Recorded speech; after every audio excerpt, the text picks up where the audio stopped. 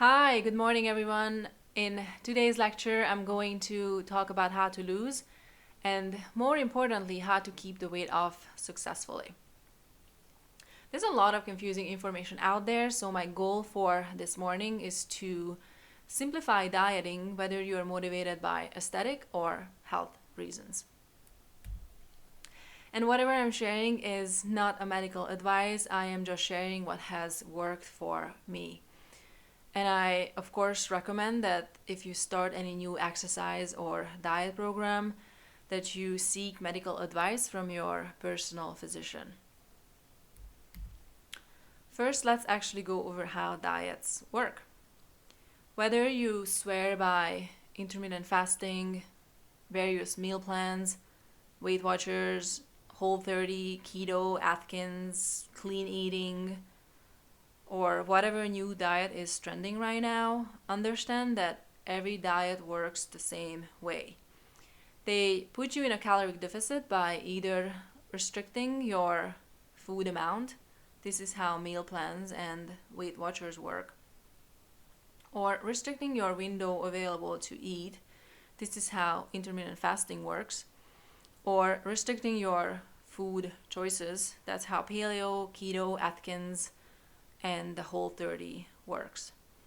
There are no magic diets out there. Every diet works if you are eating less than what you are burning.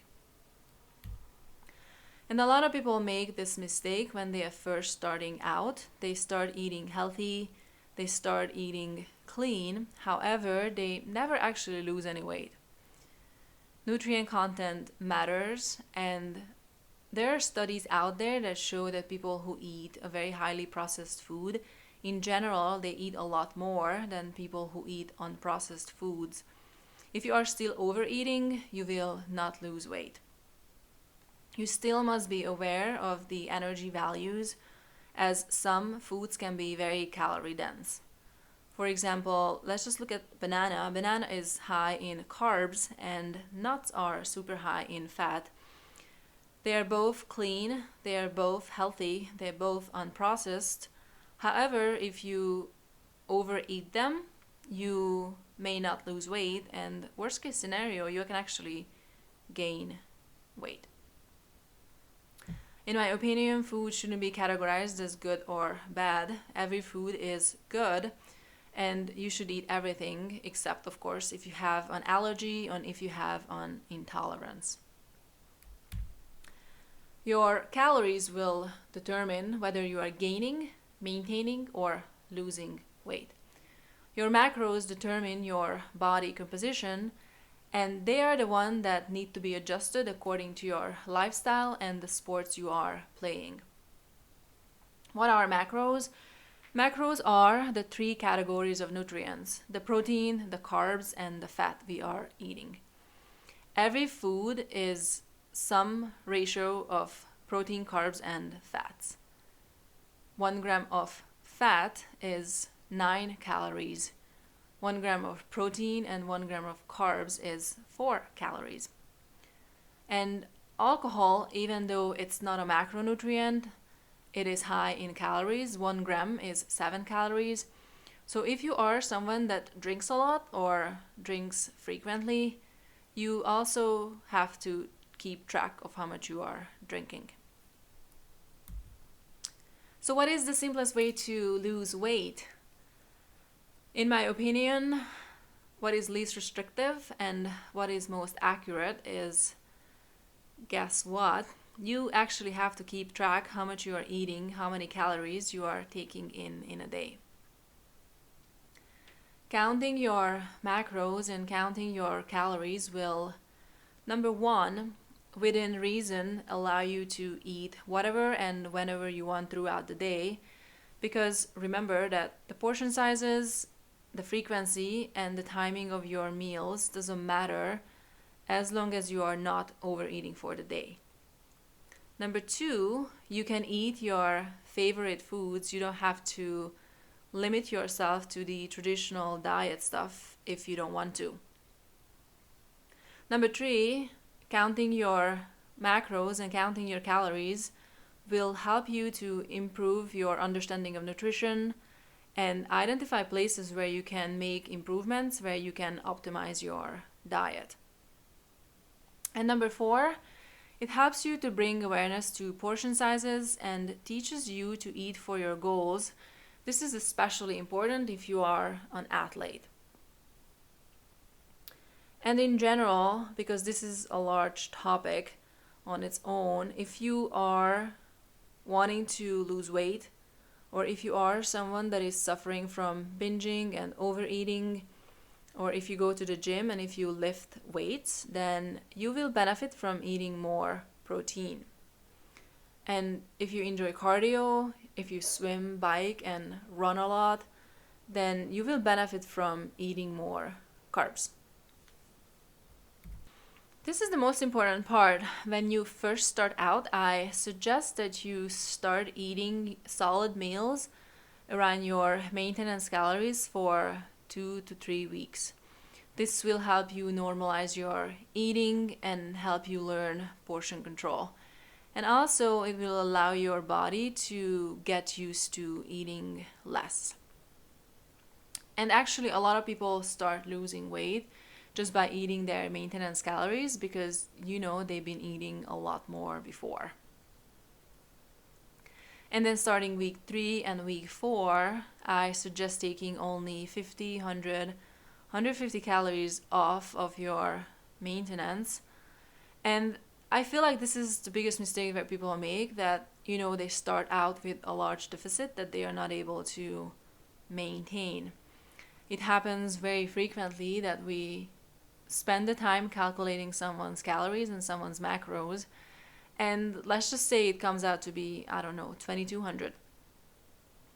And then a week later they come back and saying proudly that, I've only been eating 1,200 calories. And of course the first week it's easy because they probably had their last weekend when they ate everything. But then come week 3, they want to give up. They want to abandon this whole thing because it's just too hard. Well, it's actually not hard, but you have to think conservatively in terms of months or even a year, not in weeks or days. Crash diets don't work. You have to think this is a marathon or an Ironman. This is not a casual 5K in your neighborhood. How to tackle binge eating. Binging almost always comes from some sort of restriction. You may not be eating enough for your lifestyle or for your sports, or you follow a diet that is too restrictive. For example, you stopped eating your favorite meals and you switch to traditional diet stuff that you don't actually enjoy. Or you go too long between meals, you skip a meal, or you stop eating, let's say, at 6 p.m., but you go sleep at midnight. So again, there's a large window when you are not eating. As far as triggers, it can be your mentality, your emotions, stress, anxiety, or a lot of people eat because they are just bored.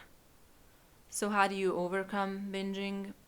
Well, it's the same principle. Try the same principle. Try to track your diet for a couple weeks and see if you can recognize a pattern, and try to find the cause and your triggers and see where you can make an improvement, how you can optimize your diet. If your triggers are mood swings, anxiety, depression, I actually suggest that you seek professional help, either from a Chinese medicine practitioner who can help you balance your body and balance your emotions, or you can also take the conventional route and seek help from a registered dietitian or a mental health professional that's specializing in binging and eating disorders. Just know that help is available, and please don't be afraid to reach out. The same goes with cheat days and cheat meals. Instead of having a full-blown cheat day and then you feel guilty and then you just want to give up, I suggest that you include whatever you crave within your daily calories and just move some macros around to make it fit. For example, let's just say that you crave a bag of Skittles. Skittles are carbs, so have your Skittles and trade carb for carbs. So eat less bread or eat less potato or whatever your carb sources are. You can trade carbs for carbs, protein for protein, and fat for fat, and see if this approach is helping you. How important is exercise for weight loss? I had this conversation with a patient. He recently increased his cardio in order to get in shape. And if you enjoy cardio, by all means go for it, but don't think it's necessary. You must understand that if you want to lose weight or lose fat, then diet is how you primarily do it. You can run a marathon every day, but if you are eating more than that, then you are not going to lose weight. You will just be exhausted. Also, keep in mind that cardio is great for heart health, and I think it's so relaxing to be outside actually. However, cardio doesn't build, shape, or tone the body. If you want to have that lean, toned, and shapely body, you have to follow a diet and you have to lift weights. If you just do cardio and if you follow a diet, then you will have a skinny body. You will just look skinny. And if your aim is that shredded look, the shredded body, then you have to follow a diet, you have to lift weights, and you have to do cardio. So that's actually a lot of work. I don't have time for this. I get this too a lot, and no real advice, no great advice here, just tough love. We all have time. If you can find the time, then that's a failure in your time management skills, and you need to reconsider your priorities. And of course, your health should be always top priority. And just to put things in perspective, this whole tracking doesn't actually take longer than 15 minutes a day. And also keep in mind that you don't necessarily need to get too crazy with tracking. The most important part is that you normalize your eating, you stop obsessing around food, have a general awareness of your food intake, and learn proper portion sizes. And once you have all that, you can take a break, and if things get out of control, if you feel that your belly rolls are filling back in, you just simply return to it and you start tracking again. You have to remember that discipline, not deprivation, is the secret to keeping the weight off. Just to sum it up, just to recap, get your nutrition down, create your deficit, be consistent, and I promise that in time you will get your results. But understand that there are no shortcuts, unfortunately. If you guys have any questions, or if you are struggling with calculating your macros, setting up your diet, or if you need help getting started, feel free to reach out to me. This is my email and my phone number. Thank you very much. Thank you.